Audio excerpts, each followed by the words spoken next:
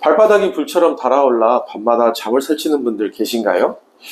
내가 그런데 하시는 분들은 오늘 영상 정말 도움 되실 겁니다. 여러분, 발바닥 화끈거림 증상은 고생한 지 얼마가 되었냐에 따라서 그 원인과 치료 방향이 완전히 다르다는 사실 알고 계신가요? 특히 다른 사람들보다 유달리 발열감이 심하고 화끈거림이 오래 지속된다면 이건 단순한 발 자체의 문제가 아닐 가능성이 높습니다.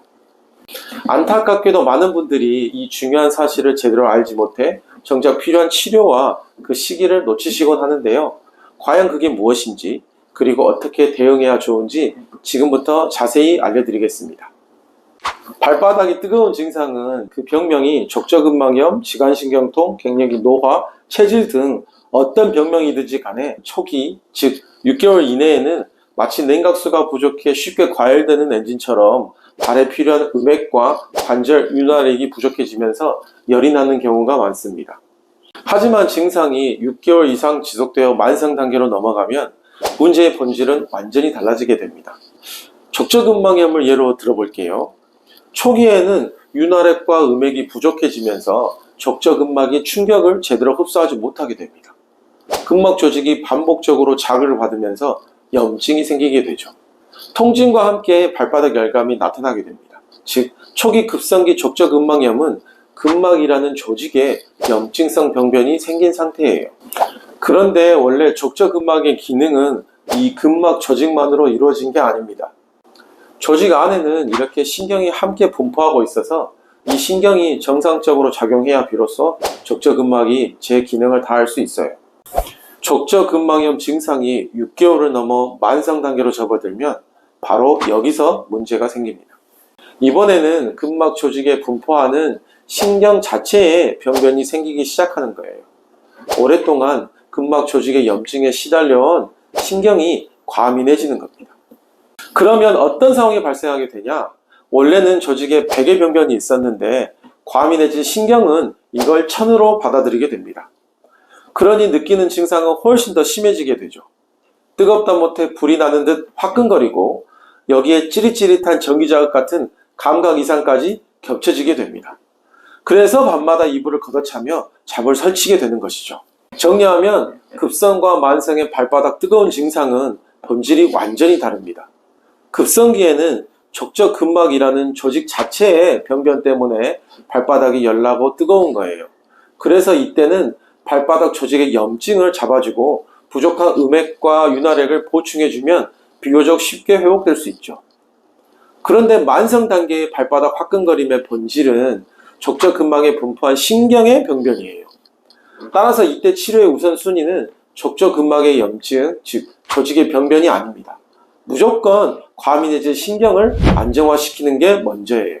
그래야 비로소 나를 괴롭히는 발바닥 화끈거림과 찌릿찌릿한 증상에서 벗어날 수 있게 되는 거죠. 아무리 소염제나 진통제를 먹어도 잘 낫지 않았던 이유가 바로 여기에 있었던 겁니다.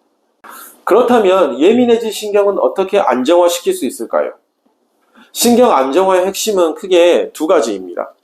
첫 번째는 구조를 바로잡아 신경이 불필요한 자극을 덜 받게 하는 것. 두 번째는 순환을 개선해 신경이 회복할 수 있는 환경을 만들어주는 것입니다. 먼저 구조를 바로잡는 것부터 볼게요. 신경이 예민해지고 만성 단계로 가는 가장 큰 원인은 바로 조직에 가해지는 지속적이고 반복적인 자극입니다. 그렇다면 발에 이런 자극을 주는 건 무엇일까요? 바로 위에서부터 내려오는 몸의 하중입니다. 그런데 여기서 중요한 포인트가 있어요. 하중이란 단순히 체중의 무게를 뜻하는 게 아닙니다. 진짜 문제는 척추의 정렬이에요. 척추의 정렬이 틀어지면 우리 몸은 중력의 중심축에서 벗어나게 되고 발이 받는 하중은 틀어진 정도에 따라 몇 배로 증가하게 됩니다. 결국 그 하중이 발을 지속적으로 압박하고 신경은 반복적인 자극에 노출되면서 점점 더 예민해집니다. 그 결과 열감이 증폭되고 찌릿한 통증은 더 심해지는 것이죠. 그래서 척추의 정렬을 바로 잡는 것이야말로 신경을 가장 빠르게 안정화시키는 핵심 포인트를 할 수 있습니다. 생활 습관으로는 고개를 숙이고 과도하게 핸드폰을 보는 습관을 줄여주세요. 고개를 숙이면 숙일수록 우리 몸이 느끼는 머리의 무게는 몇 배로 증가합니다. 그 하중이 그대로 발까지 전달돼 신경을 지속적으로 자극하는 압박력으로 작용합니다. 또한 머리 윗부분을 손으로 이렇게 밀어서 어깨와 귀가 일직선이 되는 자세를 만들도록 노력해 보세요. 여러분의 척추가 중력 중심축으로 들어갈 수 있도록 도와줄 겁니다.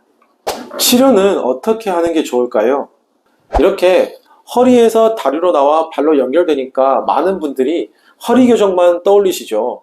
하지만 몸은 그렇게 단순하지 않습니다. 허리는 단독으로 움직이지 않아요. 이렇게 로베 반응이라고 불리는 연동 관계가 있어서 경추와 요추가 서로 연결되어 움직입니다. 예를 들어 1번 경추와 5번 요추, 2번 경추와 4번 요추, 3번 경추와 3번 요추는 같은 방향으로 움직이며 몸의 균형을 유지하는 거죠. 그래서 아무리 허리를 교정하고 골반을 교정한다 한들 맨 위에 1번과 2번 경추를 바로잡지 않은 한 허리는 다시 틀어질 수밖에 없습니다. 결국 발이 받는 하중은 전혀 줄어들지 못하죠. 게다가 1번 경추와 2번 경추는 우리 몸에 온도 센서가 있는 뇌관과 가장 가까운 부위입니다. 발바닥에 뜨겁게 예민해진 신경을 안정화시키는 가장 빠른 지름길이기도 합니다. 그래서 구조를 바로잡아 신경을 안정화시키는 데에 경추 1번과 2번의 정렬을 바로잡는 게 가장 중요해요. 두 번째 핵심은 순환 개선입니다. 모든 세포가 회복되려면 영양 공급과 노폐물 배출이 원활해야 합니다. 신경도 마찬가지예요. 그래서 신경 회복의 첫걸음은 순환을 개선해 신경이 회복할 수 있는 환경을 만드는 것입니다. 생활 습관으로는 저녁에 누워서 손과 발을 올리고 흔들어 주는 것을 자주 해주세요.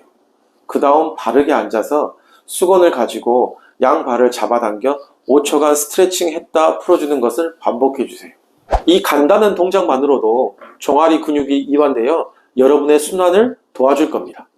신경의 근본적인 회복을 위해서는 이렇게 2번 경추의 정렬을 바로잡아 척수액 순환을 개선해 주는 것이 무엇보다 중요합니다. 이 척추 안에는 신경의 집합체인 척수가 있고 이를 감싸는 경막 안에는 척수액이 흐르고 있습니다. 그런데 이 척수액은 단순한 물이 아닙니다. 신경세포 대사에 필요한 영양을 공급하고 대사 노폐물을 배출하며 신경이 안정적으로 기능할 수 있도록 돕는 화학적 완충제 역할도 합니다. 즉 척수액이 원활히 흘러야 신경이 숨을 쉬고 회복할 수 있는 환경이 만들어지는 것이죠. 또한 발바닥을 비롯한 말초 조직에서 올라오는 신경의 세포핵 역시 척수 후근으로 연결되기 때문에 척수액의 순환은 말초신경의 회복과도 직결됩니다. 그런데 중요한 것은 경막이 이렇게 2번 경추에 고정되어 있다는 것이에요. 그래서 이 2번 경추가 틀어지면 경막의 장력이 비정상적으로 당겨지고 그 결과 척수액의 순환이 막히며 신경 회복이 방해받게 됩니다. 시간이 지날수록 신경은 또 다른 지속적인 자극과 피로가 누적되는 악순환에 빠지게 되죠. 결국 신경이 빠르게 회복하려면 척수액이 원활히 순환돼야 하고 척수액 순환이 잘 되려면 2번 경추의 정렬이 바로 잡혀야 됩니다. 그래서 구조 교정과 순환 개선 이 두 가지 핵심 모두에서 2번 경추의 구조를 바로 잡는 것이야말로 발바닥 신경을 안정화시키는 결정적인 열쇠라 할 수 있습니다. 제가 이 영상을 만든 이유는 발이 찌릿찌릿하고 뜨겁게 화끈거리는 증상 때문에 매일 약을 한 문큼씩 드시면서도 밤마다 편히 잠들지 못해 힘들어 하시는 분들이 안타까워서입니다. 사실 아픈 시기에 따라 치료 방향이 이렇게 완전히 달라지는데 안타깝게도 많은 분들이 이 부분을 제대로 알지 못해 정작 필요한 치료와 그 시기를 놓쳐버려 결국 본의 아니게 증상을 악화시키는 결과를 낳게 되시더라고요. 만약 증상이 오래 지속되었고 일반적인 치료에도 별다른 호전이 없다고 느끼셨다면 이제는 발바닥이 화끈거린다고 해서 발에만 치료를 집중하지 마시고 신경의 과민 반응이라는 만성 발바닥 열감의 본질을 이해하고 접근하셔야 합니다. 그렇게 하신다면 분명 여러분이 고통에서 벗어나 하루라도 편하게 잠들고 자유롭게 걸을 수 있는 날이 한 걸음 더 가까워질 것입니다. 오늘 내용 좀 생소하고 어렵게 느끼셨을 수도 있는데요. 도움이 되셨다면 많은 분들에게 공유해 주셔서 다 함께 건강한 하루 만들어가면 좋겠습니다. 그럼 다음 시간엔 좀 더 건강한 모습으로 뵐게요. 끝까지 시청해 주셔서 감사합니다.